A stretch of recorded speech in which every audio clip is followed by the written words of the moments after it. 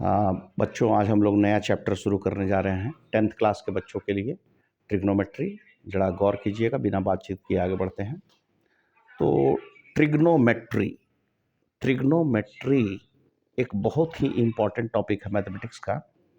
और इसमें सबसे पहले ट्रिग्नोमेट्री को समझने से पहले ट्रिग्नोमेट्री का मतलब होता है ट्राईगोनोमेट्री यानी measurement of 3 sides of a triangle.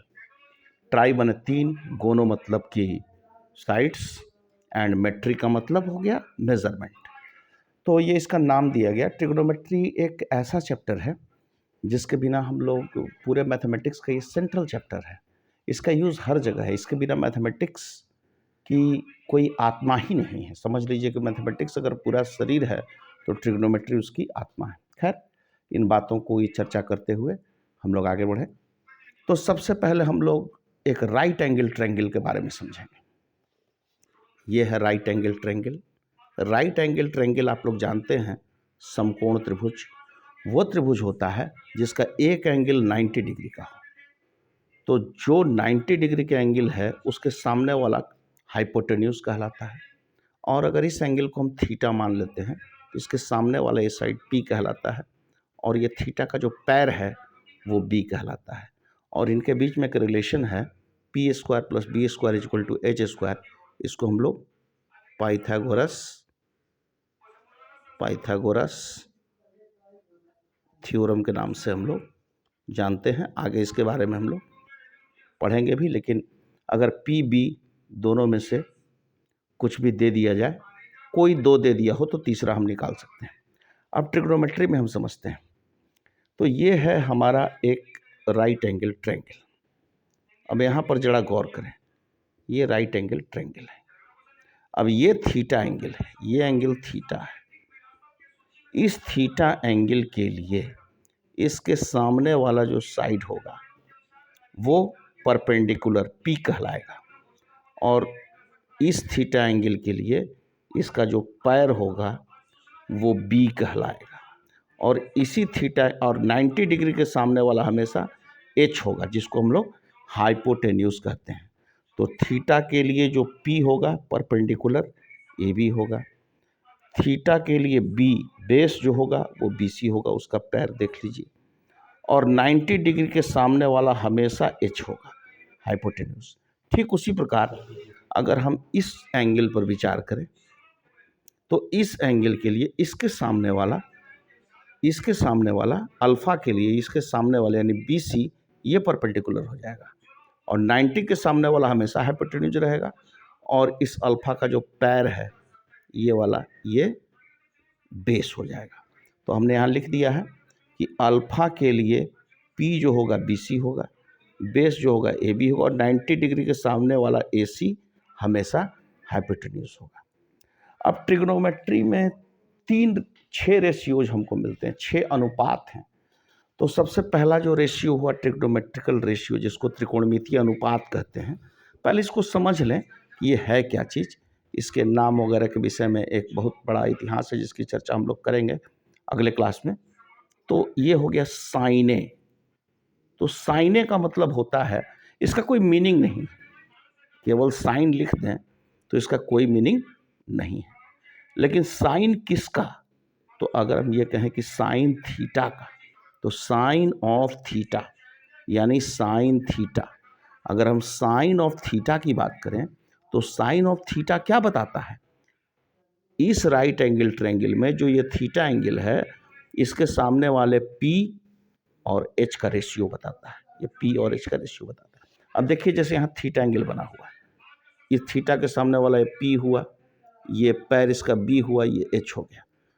यहाँ से यहाँ परपेंडिकुलर डाल दिए। अब यहाँ से ये, तो अब देखिए, चाहे हम इस बड़का ट्रायंगल को लें, चाहे हम छोटका ट्रायंगल को लें, पी बाई एच का वैल्यू कभी नहीं बदलेगा, रेशियो कभी नहीं बदलेगा।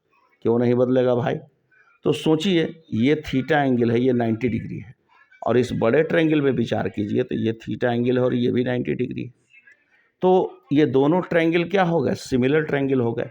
तो सिमिलर ट्रायंगल में साइड्स का रेशियो कभी नहीं बदलता है। अगर हम कोई तीसरा ट्रायंगल ले लेते, यहाँ पर परपेंडिकुलर डालते, तो यहाँ भी P/H का रेशियो नहीं बदलेगा। ये हो गया P और ये हो गया H, ठीक है। तो चाहे ट्रायंगल हम छोटा सा लें, चाहे ट्रायंगल हम बड़ा सा ले लें, ये थीटा एंगल के लिए P/B/H यानी P/H, B/H और P/B का रेशियो कभी नहीं बदलेगा। तो जब भी साइन डिफाइन होता है, साइन का परिभाषा है किसी एंगल के लिए, तो साइन थीटा के लिए क्या होगा, साइन थीटा लिखते हैं।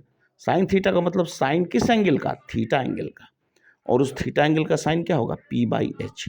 अब थीटा एंगल में P क्या है भाई, तो AB है, AB की जो लंबाई होगी वो आ जाएगी, है कि नहीं। अब H क्या है भैया, AC है, तो AC की जो लंबाई है वो आ जाएगी, तो P/H। उसी तरह से कोसाइन, कोसाइन थीटा का मतलब होता है, कोसाइन का कोई मतलब नहीं है, लेकिन कोसाइन का मतलब तब होता है जबकि वो किसी एंगल के साथ हो। तो कोसाइन ऑफ थीटा, ये मीनिंगफुल है, ये मीनिंगलेस है। तो कोसाइन किसका, थीटा एंगल का, तो थीटा एंगल का कोसाइन कॉस थीटा हुआ। और कॉस थीटा क्या होता है, B/H। इस ट्रायंगल का B क्या है, ये वाला B है और ये वाला H है, तो B/H हो गया। उसी तरह टेंजेंट, टेंजेंट का मतलब होता है टैन ऑफ, टैन थी, टैन। तो टेंजेंट का भी कोई मीनिंग नहीं है जब तक इसको टेंजेंट को शॉर्ट में हम लोग टैन लिखे, कोसाइन को कॉस लिखे, साइन को साइन लिखे, और टैन ऑफ थीटा, तो टैन ऑफ थीटा की बात जब हम करें तब ये मीनिंगफुल हो जाता है।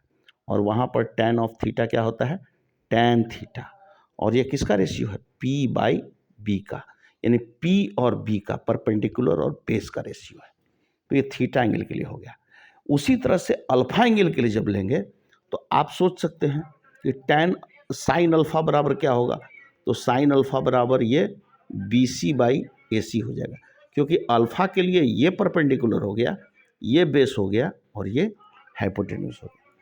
तो साइन थीटा, साइन, कोसाइन और टेंजेंट ये फंडामेंटल रेशियोज कहलाते हैं, यानी त्रिकोणमिति के मूल अनुपात, फंडामेंटल रेशियोज। अब इसका उल्टा भी हो सकता है। तो देखिए, साइन का उल्टा होता है कोसेक, जिसको कोसेकेंट कहते हैं, और ये कोसेक थीटा इसको शॉर्ट में कहिए, तो साइन का उल्टा कोसेक, याद रखिएगा, साइन का कोसेक। अब कोसेक क्या होगा, इसका उल्टा, तो ये P/H था, तो ये क्या हो गया, H/P हो गया। उसी तरह से कॉस का उल्टा क्या हो गया, सेकेंट, यानी सेक ऑफ थीटा, तो सेक थीटा तो कॉस B/H था, तो H/B हो गया। उसी तरह से टैन का उल्टा कोटेंजेंट, तो कोटेंजेंट यानी कॉट ऑफ थीटा, इसको शॉर्ट में कॉट थीटा लिखे। अब टैन क्या था भाई, P/B था, तो ये B/P हो गया। तो इस तरह से हम लोगों ने ट्रिग्नोमेट्रिकल रेशियोज को समझा। तो आप बिल्कुल याद रखें इसको। तो कोई भी ट्रिग्नोमेट्रिकल रेशियोज आपको याद रखने के लिए बहुत ज़्यादा मेहनत करने की आवश्यकता नहीं है। एक राइट एंगल ट्रायंगल बनाइए, उस राइट एंगल ट्रायंगल में मान लेते हैं इस एंगल का नाम है अल्फ़ा।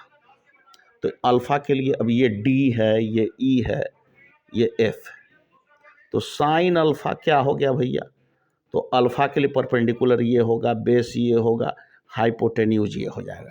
90 डिग्री के सामने वाला हमेशा हाइपोटेन्यूज होगा। तो साइन अल्फ़ा क्या हो गया बताइए, D/DF, क्योंकि 90 के सामने वाला हाइपोटेन्यूज, यानी P/H यानी D/DF। उसी तरह से कॉस अल्फ़ा, कॉस अल्फ़ा निकालना है तो क्या हो जाएगा, B/H। तो B/H क्या हो गया, ये B और ये H, तो B हो गया हमारा FE डिवाइडेड बाई DF। उसी तरह से हम लोग टैन अल्फ़ा निकाल सकते हैं। तो टैन अल्फ़ा क्या हो गया भैया, P/B, P/B। तो P/B क्या हो गया, D/EF, D/EF। उसी तरह से अगर इसको हम उलट दें, कोसेक अल्फ़ा निकालना हो तो साइन का उल्टा हो जाएगा, यानी H/P हो जाएगा, यानी ये ऊपर ये नीचे। कॉस का उल्टा सेक अल्फ़ा निकालेंगे तो DF ऊपर चल जाएगा, FE नीचे चला आएगा। टैन का उल्टा कॉट अल्फा निकालें तो बी ऊपर चला जाएगा, पी नीचे चला आएगा, यानी EF/D। तो इस तरह से ये ट्रिग्नोमेट्रिकल रेशियोज होते हैं। तो आप ऐसे भी याद रख सकते हैं, sine cos tan. Sine cos tan जो हो गया ये आपका PBP।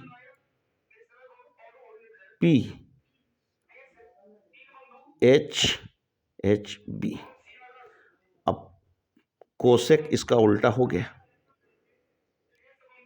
सेक कॉस का उल्टा हो गया, टैन का उल्टा कॉट हो गया।